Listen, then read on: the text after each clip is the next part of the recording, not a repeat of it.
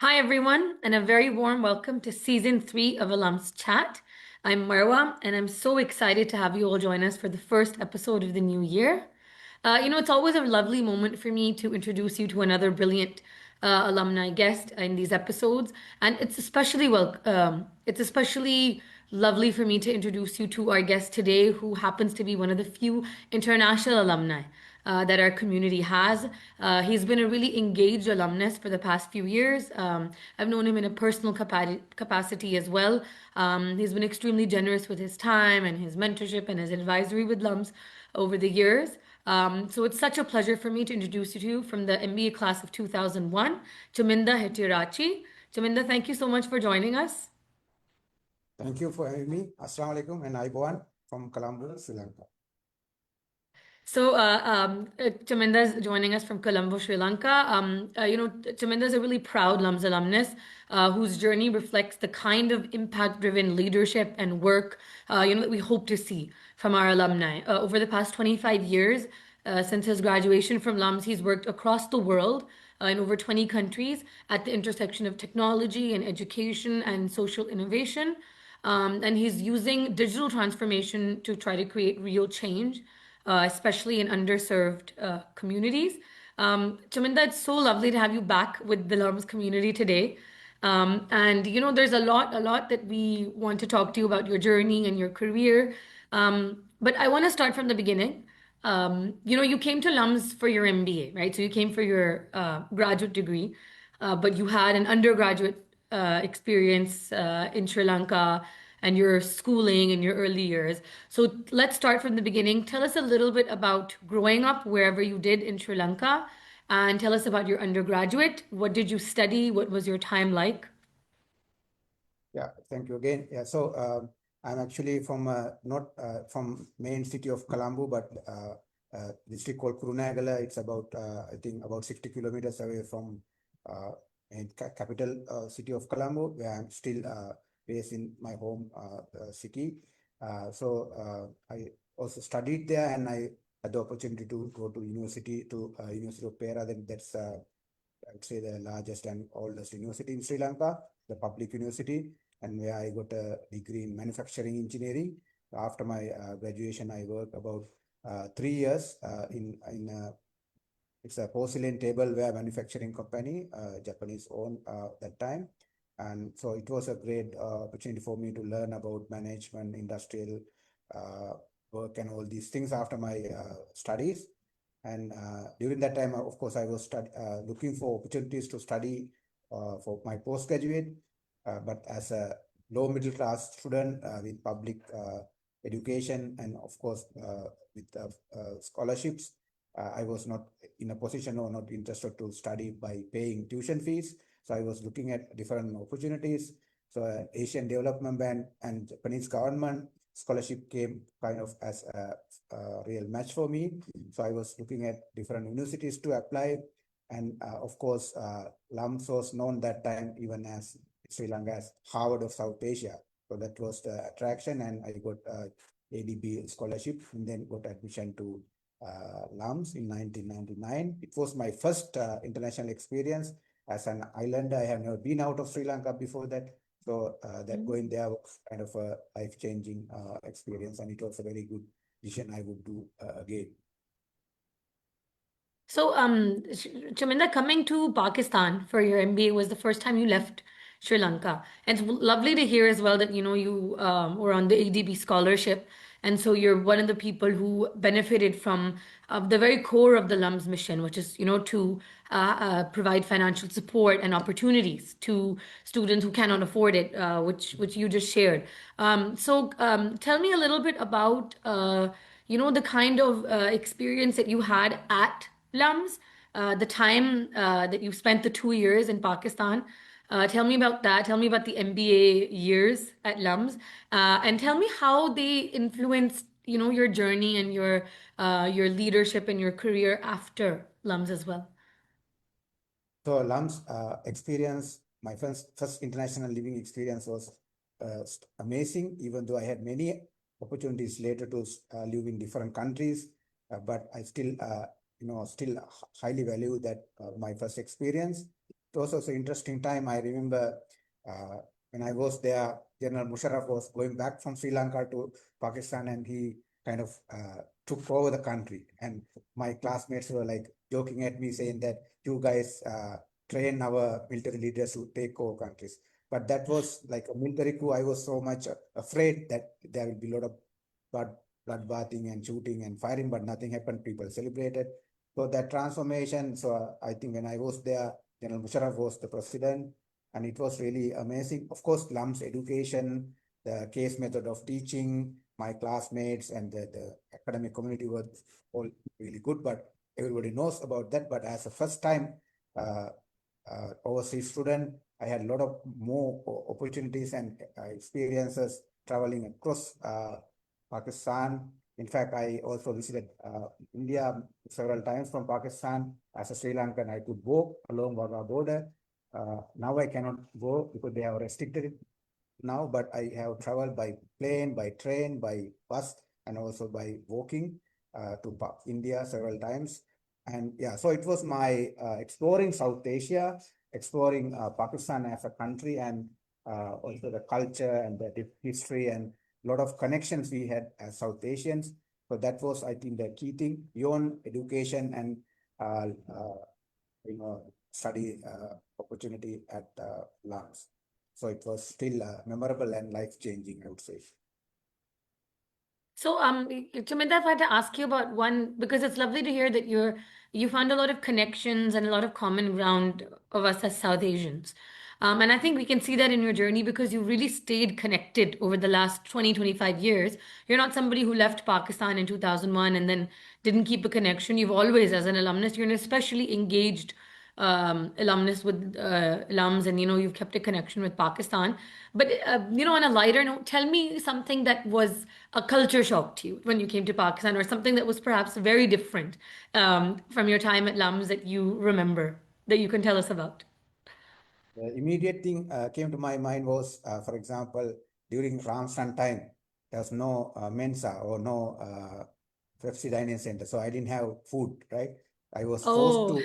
Yeah, I was forced to fast those days, but I then again campaigned that I need to eat. I used to actually go with my classmates and eat early morning, I think 5 o'clock or something, and then sleep. But later I kind of appealed and requested to the administration, and they prepared food for me. So that was really interesting. That's something I remember. But also this separation of, in the public transportation, male, female, I mean, of course, outside LUMS. So that was something I had to adapt. Also, I think as Pakistan as a Islamic Republic, I had to do a lot of adaptation to the local, the culture, local way of doing things. But later I realized that the diversity kind of encouraged me to explore and then look at shortcuts and, be comfortable with those different local customs. When I travel to, say, Peshawar or Muzaffarabad or other places, again, there is this kind of diversity. But again, the learning and the, let's say, I find myself as a, human individual, how to adapt different situation was really, very valuable. And it helped me because I would say living in Pakistan through this cultural shock for the first time was actually, it helped me to live in other places where I lived in later in Germany, Spain, Switzerland, Sweden. But Pakistan was my logical kind of pilot kind of testing because we all are South Asian, we have a lot of similarities. I could, survive based on those similarities. The English was, commonly available. People are alike. So, but then when we went to Europe, for example, when I lived in Spain, I didn't have the advantage of language, very different cultural setting. So, but my shock, which became strength of me in Pakistan in terms of culture, was like a long-term kind of tool or even enabler for me. that's great. So really, that answers that question as well, that, what was the kind of biggest influence that your LUMS time gave you? And it became the kind of foundation for you to adapt in international settings and for the rest of your life, then work in, different countries around the world. So, okay, so that's great to hear. Now, okay, so Chaminda, now let's go to your journey. So, you graduated from LUMS. Very early on, you entered the space of digital technology.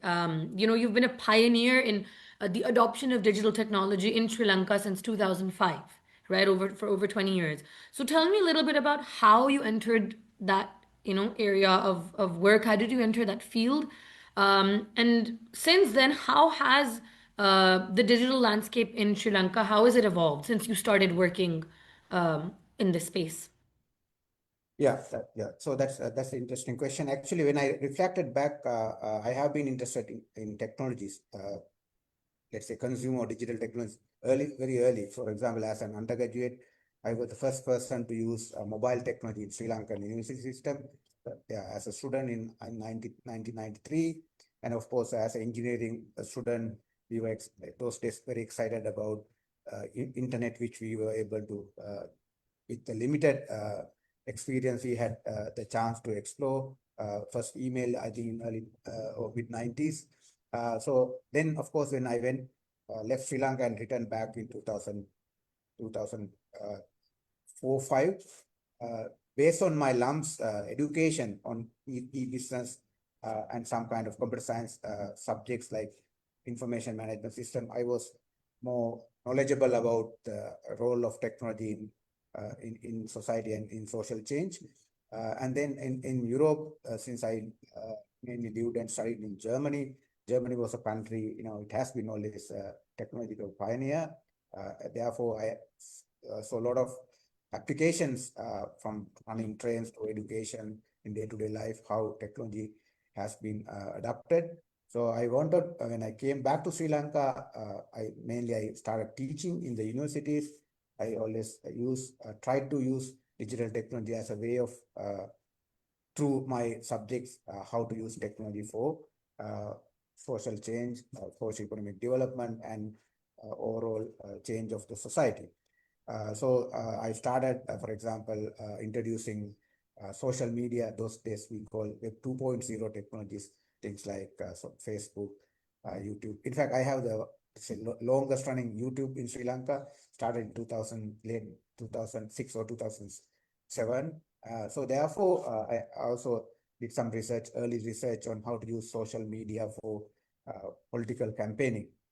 But those days, the technology was, I would say, limited to some technology enthusiasts as well as some, technology-related industries. The people were not very much really into them. Also, the government has not used them or thought about using them for governance or other public service delivery. So my early effort was to educate people about the power of social media, internet in terms of changing the societies and improving the lives of normal people. And then after several years, let's say by 2014 and 15, we started talking about Industry 4 technologies and then introduced concept to Sri Lanka. Interestingly, for example, using technologies like mainly 3D printing. But a lot of people are aware about those kind of technologies. And then I remember one management was asked me, do you print on paper? He didn't understand the concept of object printing. I think the breakthrough came through during the COVID time. So then during the COVID, a lot of these technologies were adapted or we were forced, for example, Zoom. I think we did our first Zoom session in 2017 or 16. Nobody was aware about Zoom that time. So those technological capabilities became necessities in Sri Lanka. I think that's same also in many other countries in South Asia. So then people, companies, government started paying attention in a big way towards adapting technology for these kind of social large-scale work. But I also want to add that Sri Lanka as a country in South Asia has been always a little bit ahead of other countries in adapting technology. For example, we had our first ATM machines in bank in 80s. Sri Lanka, I think, the first country to introduce mobile networking in late 80s. First 3G, 4G, like that. But so the country is not really anti-technology, or they are not technology laggards, but the challenge was adapting them to public services, or benefits of the people, than just earning profits or as commercial operations. So during COVID time and afterward, in fact, now the government has this new government has a main pillar of their manifesto as digitalization. So now what we have been kind of advising and trying to push in the society for last 10 years are more kind of streamlined now in terms of the digital technology for government services, public service delivery, education, and start kind of encouraging innovative and entrepreneurship culture through digital technology are happening across us, even without our control. So, but these are really positive and encouraging developments. We also try to get some credit for that. Yeah. So, I mean, it's it's really good to hear you explain it, the way you have, where Sri Lanka is always a country that has been open to, technology and welcoming digitization into its fold, and you were somebody who kind of took it on early on as well. So, you mentioned Industry 4.0, and you mentioned the aspect of 3D printing. And I was going to come to this, these are essentially the two areas that you've really worked on over the years, where, you created, you're one of the co-founders of the FabLanka Foundation, through which, you work on things like 3D printing and opportunities for underserved communities. And also then the concept of Industry 4.0, it's like a buzzword, but I want you to explain it to us a little bit, in layman's terms. And what does Industry 4.0 really mean, especially for countries like Sri Lanka and Pakistan, that are developing countries? And then also tell me a bit about what inspired you to create the FabLanka Foundation and then do the work that you are doing, as you said, 3D printing and going into the space of social impact and social innovation. I think there are multiple questions, but let me try to go one by one. Yeah, So two questions. first of all, Industry 4 normally still it's contested term. Definitely it's a buzzword, so people use it even without really knowing the meaning or even looking at the different applications. But as you know, industrial revolution is what happened in maybe 18th century in England, in terms of using steam engine and cotton spinning machines to automate or mechanize manufacturing, and this kind of development we learn in the schools. But the second industrial revolution is what happened in the United States at the beginning of 20th century by having this Frederick Taylor's scientific management, assembly lines, and then we talk about scientific management and Ford's T model.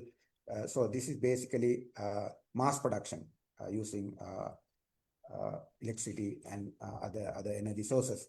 So that's the second industrial revolution. In fact, the world is still structured like what we learn in the schools or in the universities in production management or business management are mainly derived on second industrial revolution way of life, for example. And then, of course, then there are issues such as mass urbanization, environmental pollution, the different environmental challenges due to the disorganized or rapid industrialization in the US and other places. So this is the second industrial revolution, but the third industrial revolution is actually the first digital revolution started in 1960s, I would say, and onward, mainly with the invention of programmable logic control, then microchip, and then the results are telecommunication networks, mobile net technologies, up to social media till maybe till 2010. It was first digital revolution or third industrial revolution. So what we meant by Industry 4.0 is kind of a diffusion of biological, digital, and physical world. So it's not anymore the ICT revolution or the first industrial digital revolution, where we can still say, okay, I'm a marketer, I'm a social scientist, I'm a computer scientist. So those kind of separation of skills or expertise are not anymore valid. Any, let's say, medical doctor who doesn't know how to use a computer or computer science or AI is not anymore compatible or can survive under the era of Industry 4. So Industry 4 is diffusion of different these knowledge and expertise domains, as well as the growth is exponential in terms of the scale and speed. So we are from 2000, let's say 10, or in South Asia, maybe after 2015, we are in this kind of digitally disrupted world. Now we know what's happening around us, especially with the technologies like AI, IoT, and other robotics. But we started this kind of popularization of these concepts starting from 2014. And so this is kind of the idea, and how these are affecting us as South Asia, for example. As you said, those main previous technology revolutions happened mainly in the West or in Europe and United States, and we were like left out. Of course, in the third industrial revolution, we have some success story from Pakistan, Sri Lanka, India, in terms of contributing individuals and some small companies in the digital technology as resource persons, and as some success stories. But overall, still South Asia is not really benefiting from the digital revolution. We are more affected. But now we have a fourth industrial revolution, which I personally believe that's a democratization or power of technology back to people kind of a movement, especially with open development, open technologies. Because even now, main technologies are owned by big companies like Facebook, Google, likewise, but Apple, for example. But now with the Industry 4 developments, we people or the citizens we have a chance to embrace the technological revolutions and then get the benefit for the more broad issues like energy security, water security, peace, disaster management, things like that. So that's the promise we have, and we are working on those ideas.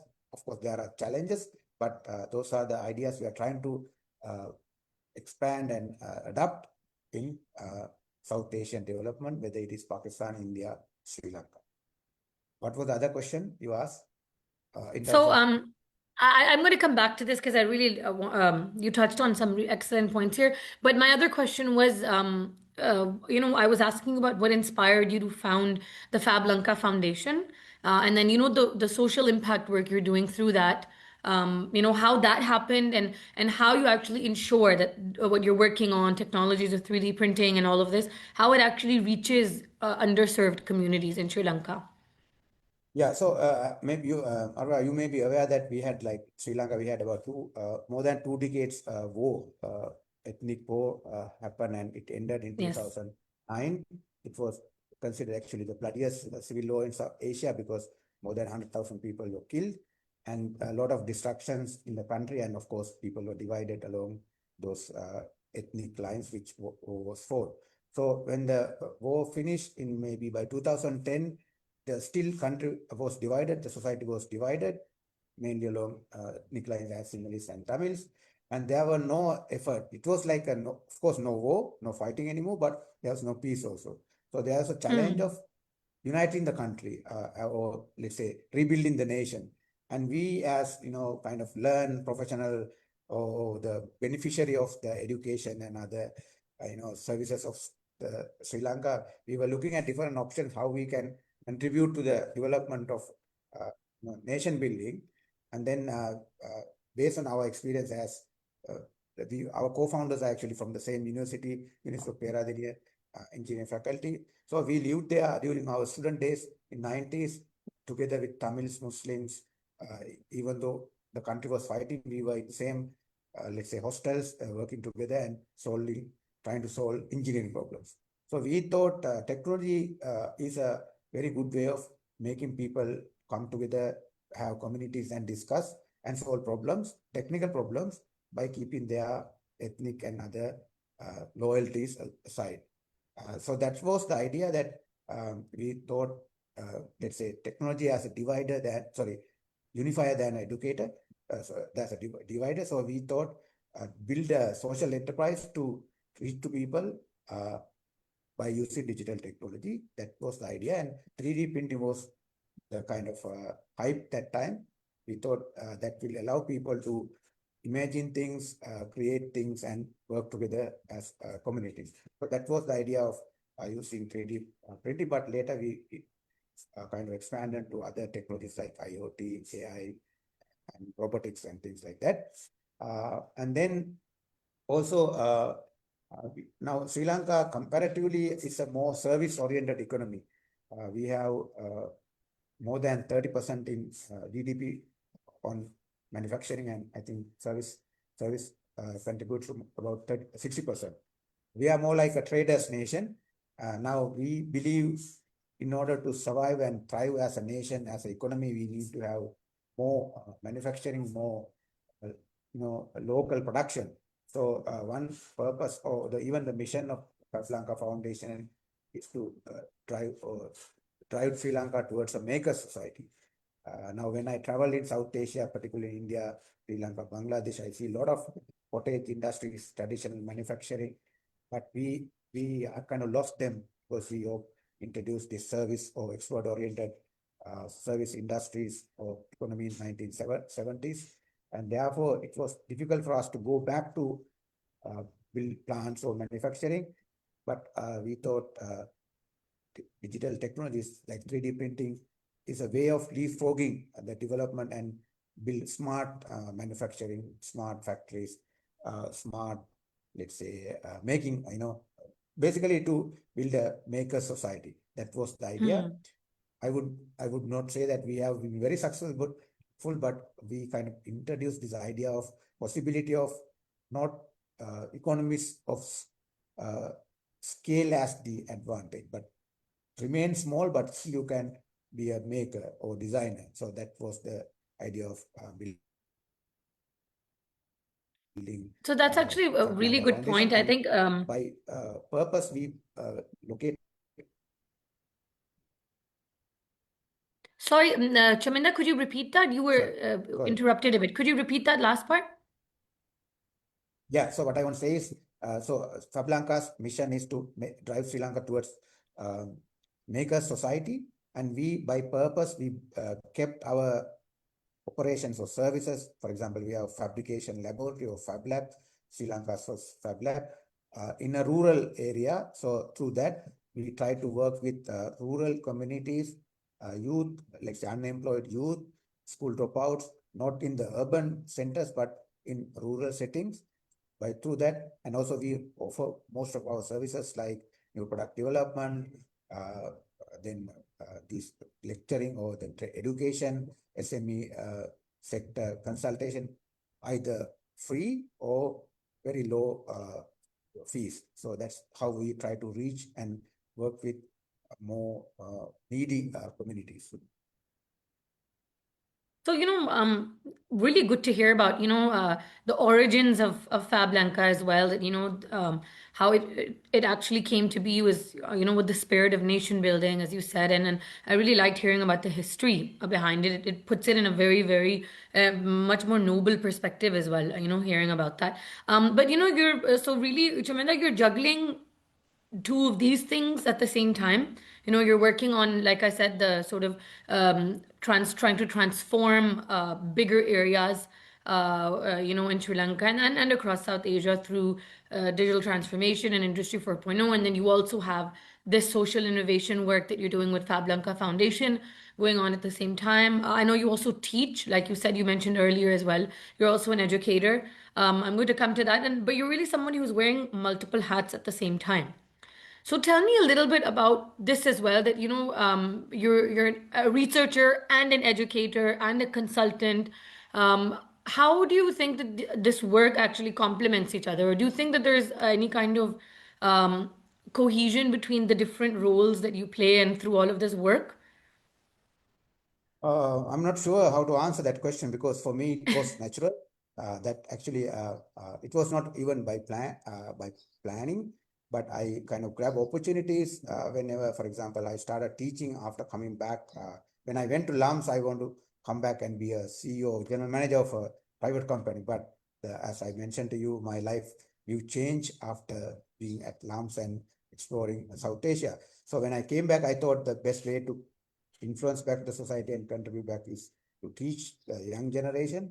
And of course, since my expertise are mainly in industrial management and business related subjects with engineering. So I kept on doing consultancy, mainly on higher education and different business related subjects. But again, I want to tell you that since I already mentioned that I'm more like a multidisciplinary person in terms of my training, multicultural, social experience, and even from the young age, I have been interested in more broader issues like development, political science, and social issues. So I thought playing multiple roles for me is very logical and natural, and I carry the similar kind of skills, let's say problem solving, working with teams, and using mathematics and science for different social problems. So for me, it's very logical and natural. I know many people are still into they're experts, very good experts in their own subject domains, but I actually encourage, particularly to my students and next generation of youth, go beyond their own expertise areas, singular expertise areas to wider, to play different roles, because world is not structured along singular professions or singular problems. So in order to solve local as well as global problems, you need multidisciplinarity, multiple roles and multiple expertise. Yeah, so maybe I don't say it's everybody's the choice, but I think it is possible, because what we learn in different subjects, for example, system, maybe I'll talk about system thinking later, but system for a medical doctor may be biological system, for engineer it's an engine or something, mechanical system, for society it's about people and how people are oriented. So it's same concepts and same knowledge you learn from different subject domain can be transferred to different other domains. So I think it's a matter of flexing them. And for many people, they don't know that. So maybe if you do multiple kind of role play, you learn that you don't have to learn everything new, but you can adapt from your core expertise to different contexts. I think really good to hear. For anyone that's listening to you right now from like a younger age group or younger grads, I think there's a lot to learn from the kind of adaptability and the flexibility and even the kind of skills that you mentioned, that are used across, the different domains that you work in. I think there's a lot to learn from what you just said. So Chaminda, I want to come, to something that you mentioned a little bit earlier as well. So you're really somebody who's working across South Asia, because like I said, you work in Sri Lanka, but you work with Pakistan, you work across India as well, and there are commonalities in terms of the kind of challenges that these countries face. And I really liked when you were talking about working in Industry 4.0 and working in digital transformation. You talked about the kind of areas that this work can affect, like water security and food security, and there's the common challenges that South Asia as a region faces. So I'm going to ask you a double fold question again, that what what are the biggest gaps that you see in South Asia when it comes to digital transformation readiness, as someone who's trying to work in spaces where we can get digital transformation to support, what are the biggest gaps?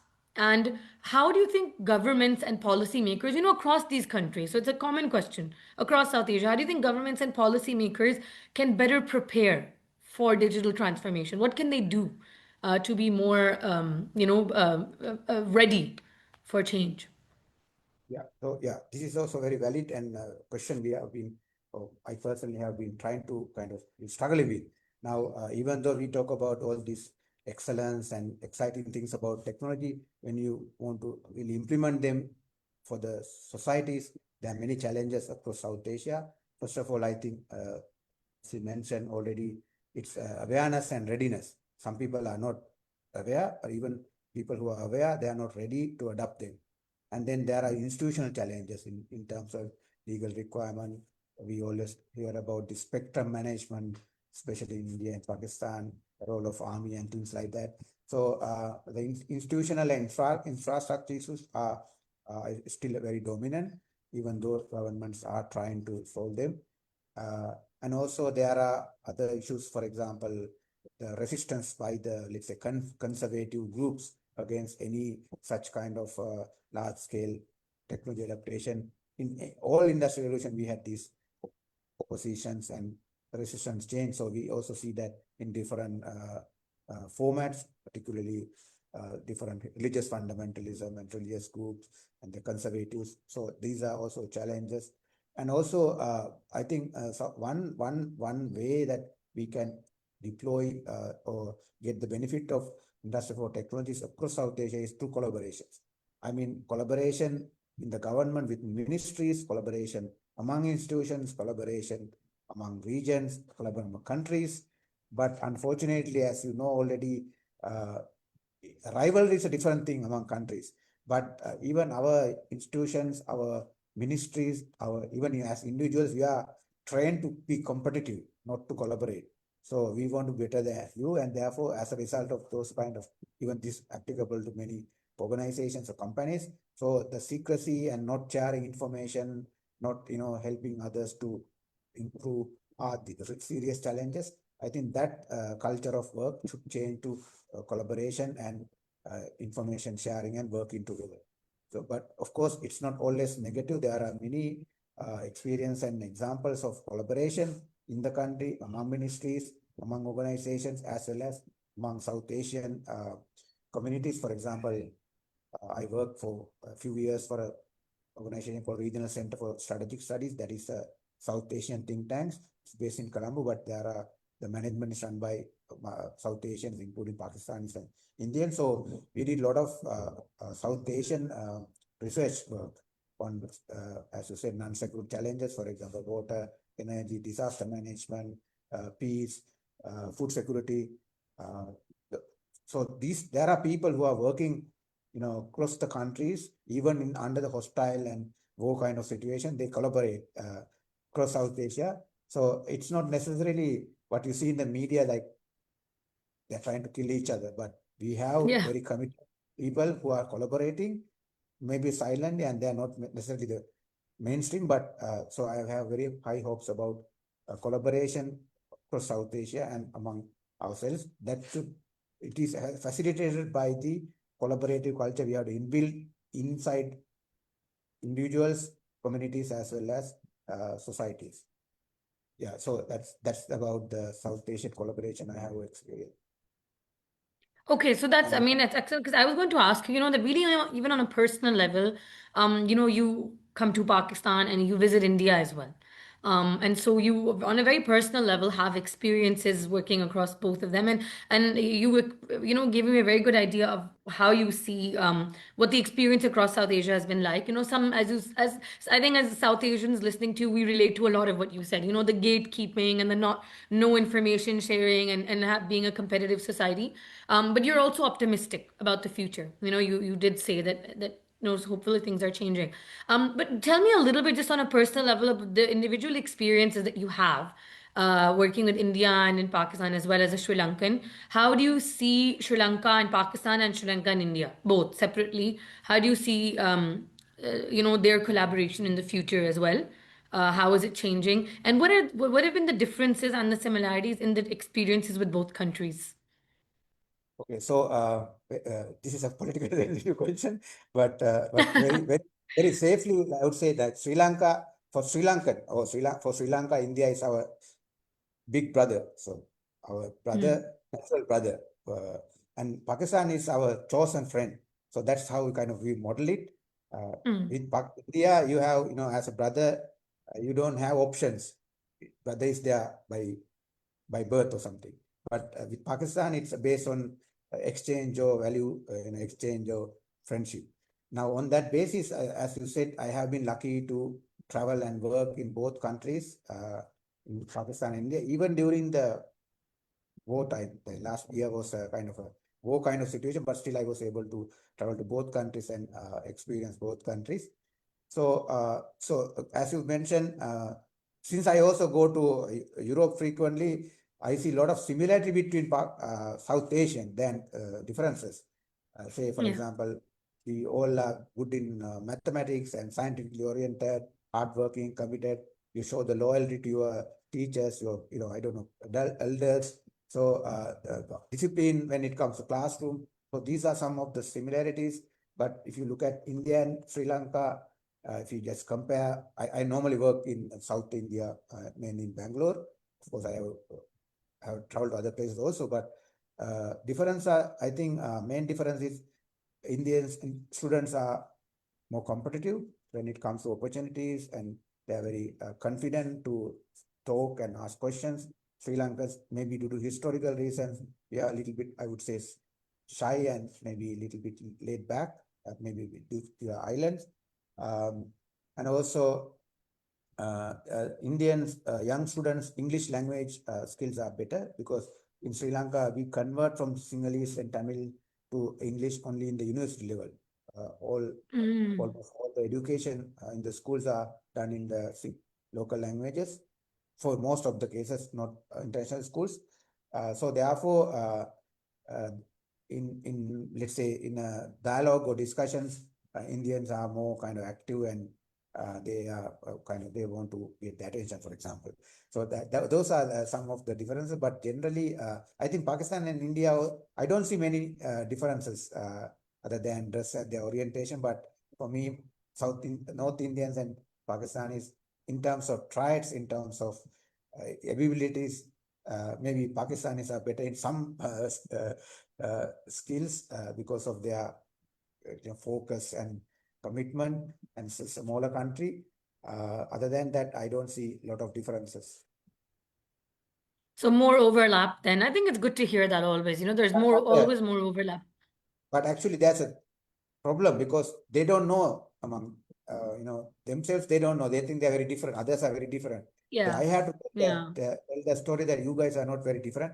Even now when I'm in Lahore, I am seen as an Indian or South Indian guy. When I'm in India, they think I'm also again Tamil Nadu guy. So I try to play kind of the role and then try to mix with them.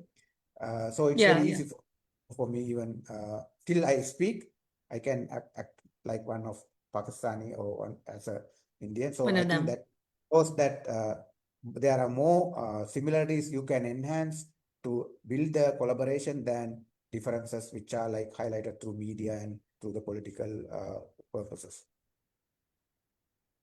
I think so. And because you're an adapter, you're like a chameleon, Chaminda, like you said, you adapt in both places. You act as you're like a peacemaker, like a bridge between them. But I think it's good to hear that, and we all do at some level know that we're more similar than we are different. So I think that the overlap that you're talking about, it very much rings true for anyone that hears this. With in terms of your connection to Pakistan, like I said, you have a strong connection because of LUMS. You're always going to be an alumnus. You're always going to have that LUMS connection. And last year you kind of strengthened that as well when you worked with the faculty exchange program that the Higher Education Commission in Pakistan has with Sri Lanka. And you came to LUMS again as part of that. So tell me a little bit about how that happened. How did that come about? And this ties in with your experience as your academic experience as well, as a teacher, as a faculty member. Tell us a little bit about that entire domain of your work as well. Yeah, so I came last time to LUMS. I mean, before this time was in 2020. I also met you there that time. That was during the time I got Vice Chancellor Alumni Achievement Award. Alumni Award.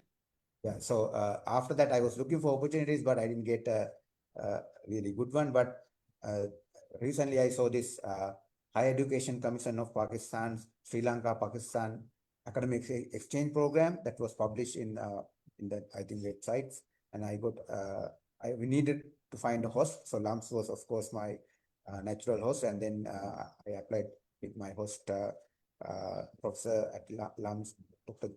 Jawad Syed. And then I had the opportunity to come to LUMS for 2 weeks of research and teaching. Unfortunately, that time was more like a summer holiday or something, the semester break, summer holidays, yeah, in August.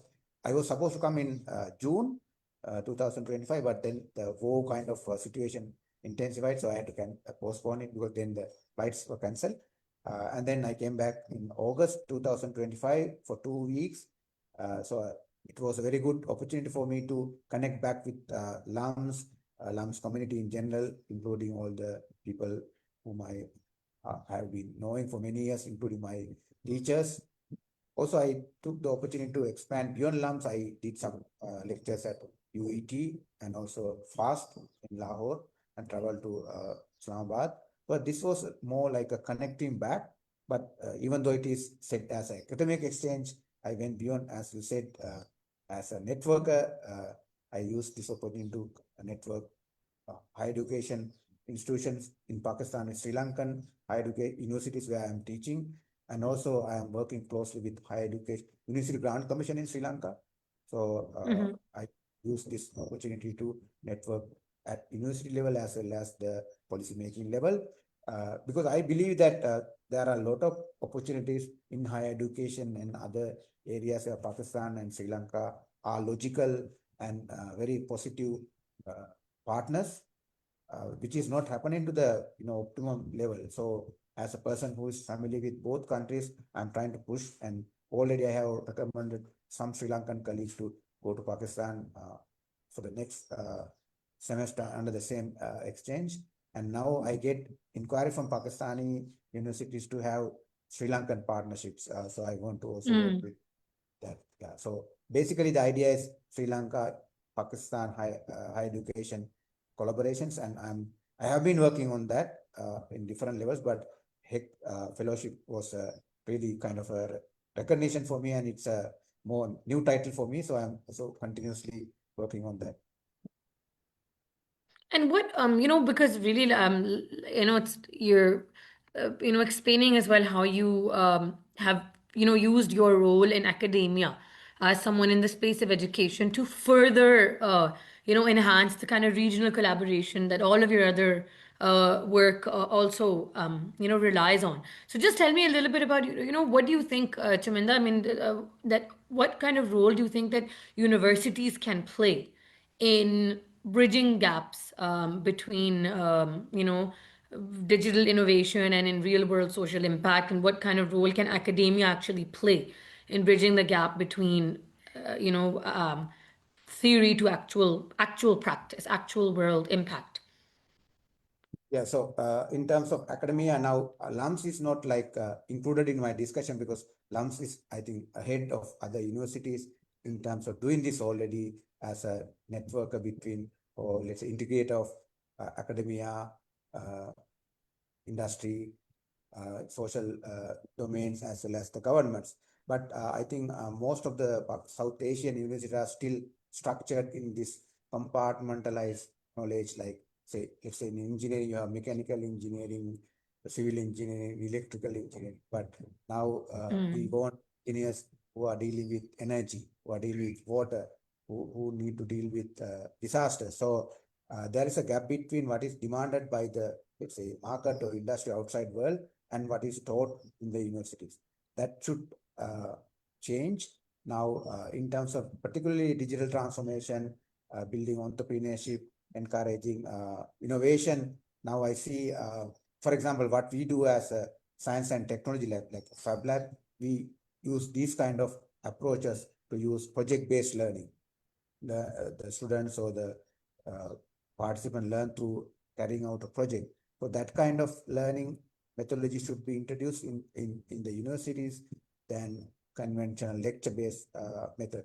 But encouraging thing is in India and in Pakistan, I see a lot of innovation centers in the universities. Universities are changing their courses to make it more, let's say, industry compatible or digitally capable subjects like AI or robotics, smart factories are now taught in across these different universities. Now, the university I am teaching in India is Dayananda Sagar University.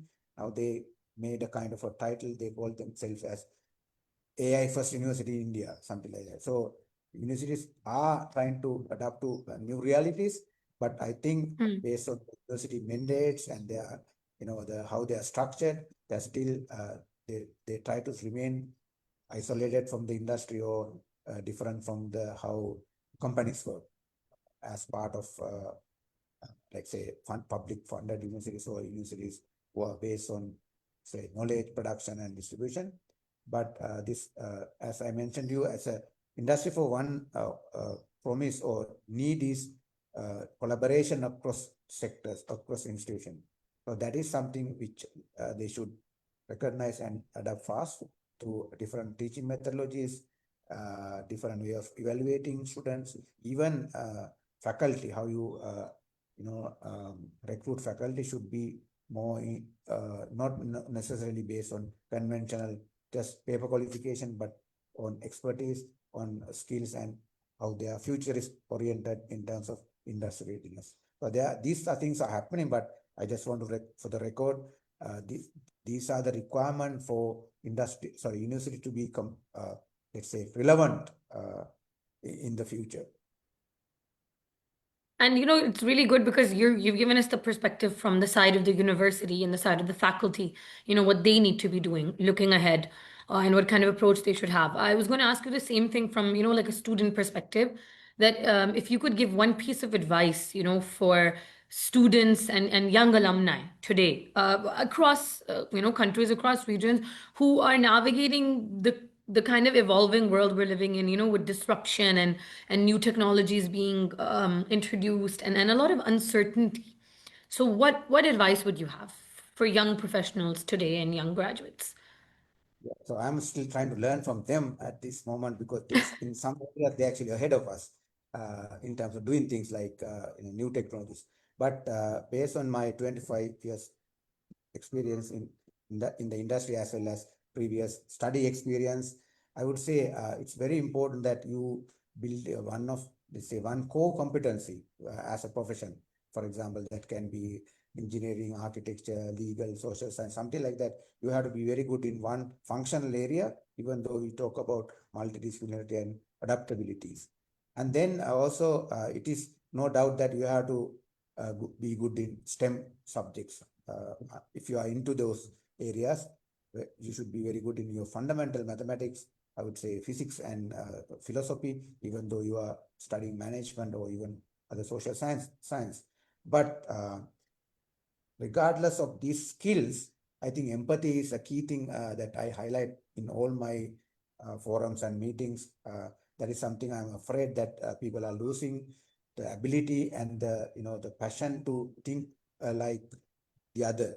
It can be the enemy, rival, competitor. So that's very important to have the ability to empathize with the other.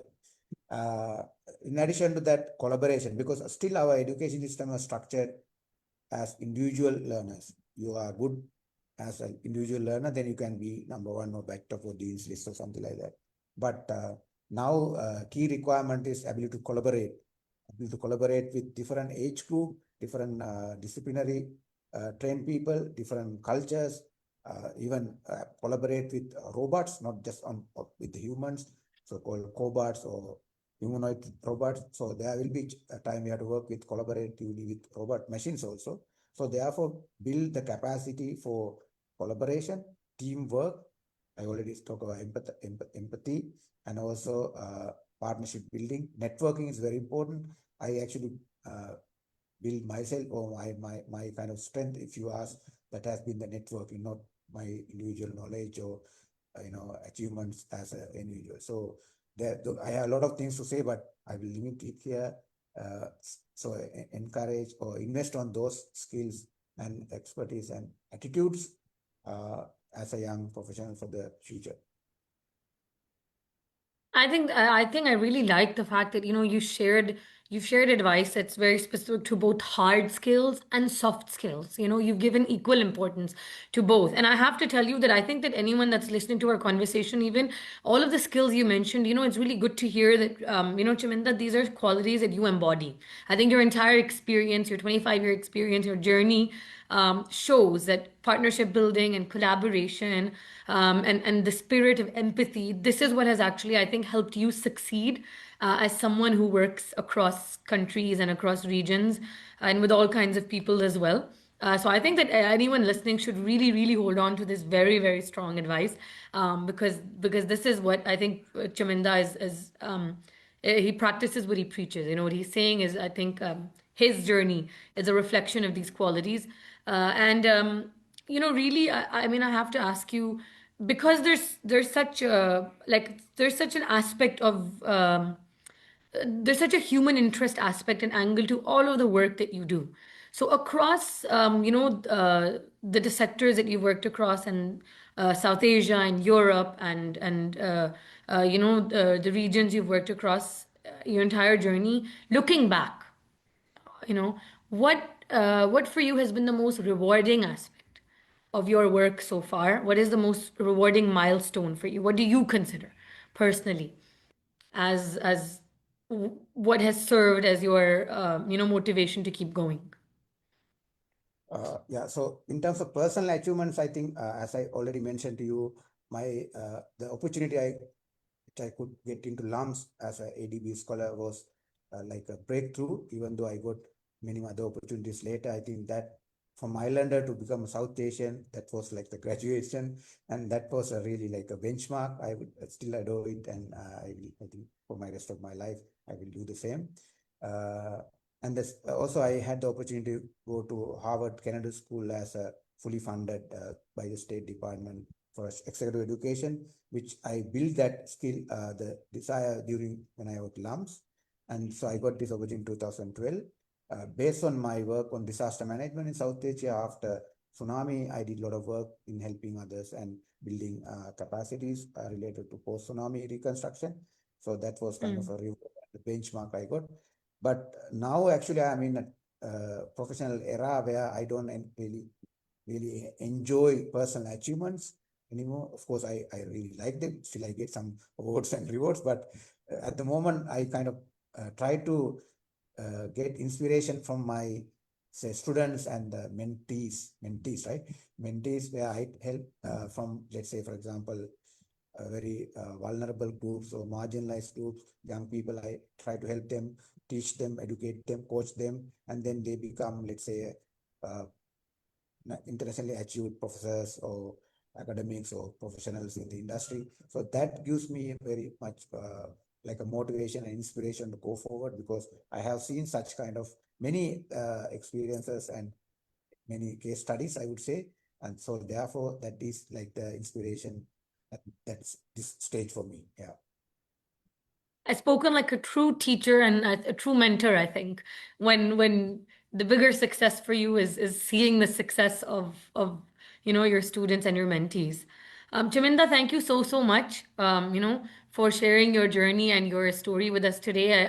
I think I really did pick your brain across the board, but you really were very insightful with your responses, and I think I loved hearing about your story because even for our community, we rarely get to hear stories like yours. With even for our alumni community, there are not many alumni from different countries, as part of our base. And you've remained engaged with us for years, but there's so much that we still learn from you. Thank you so much for the conversation. And I hope you have always stayed involved with LUMS. So I know that you will continue to. But I hope that everyone that's listened to our conversation today, that's watched this episode, I'll say this, from the personal capacity as well, that I know Chaminda is that he's a very approachable, genuinely a very supportive alumnus, and somebody you can always reach out to for all kinds of support. I think that this conversation, even I didn't know about, especially the fact that you were a scholar, an ADB scholar at LUMS. I think that is so inspiring, and for anyone that's interested in any kind of international scholarships as well, there's so much that you can learn from Chaminda's experience. So again, Chaminda, thank you for joining us. Really appreciate it. Thank you very much for this opportunity, and thank you for the excellent hosting, Marwa, and regards and thanks to all staff members at the Advancement Office and LUMS community. Of course, as you mentioned to you, I'm like I would say, self-appointed uh, LUMS ambassador in Sri Lanka. So whenever somebody is coming here, I'm very happy to host them. I have done it, I mean, for many years now. But anybody coming for any research, business, or even holiday, you are welcome to contact me. I'm very happy to help and guide and even welcome them or meet them in person. In fact, I have to meet somebody from UET tonight after this meeting. yeah, so based on my last visit, so very much I really encourage you to, of course, visit Sri Lanka. It's very easy for you to come to Sri Lanka. It's very welcoming country. I think these days it's kind of listed as very high in terms of for the holidays, and for many purposes they say it's the safest country in the world for solo female travelers. I don't know if this is true, but that's how they are, been listed. So I encourage you to come, and it's very easy and cheaper and very friendly neighborhood. And I'm here to help you in terms of your holidays, businesses, academia, any other purposes you're coming. Thank you very much once again, and I'm very happy to be a proud LUMS alumni for the rest of my life. Thank you. The Hafiz. Thank you so much, Aminda. Thank you. I think that just what you just shared right now speaks to the hospitality and the partnership that I was talking about. And I think for everyone here, Chaminda really means it. That he has always served as Alums ambassador, and he's always served as someone in Sri Lanka that we can turn to. And I would take him. I think you should all take him for his word and the hospitality. Thank you so much, and thanks to everyone for watching. Um, Please do stay tuned with LUMS episodes and conversations, and we'll see you next time. Allah Hafiz. Bye bye.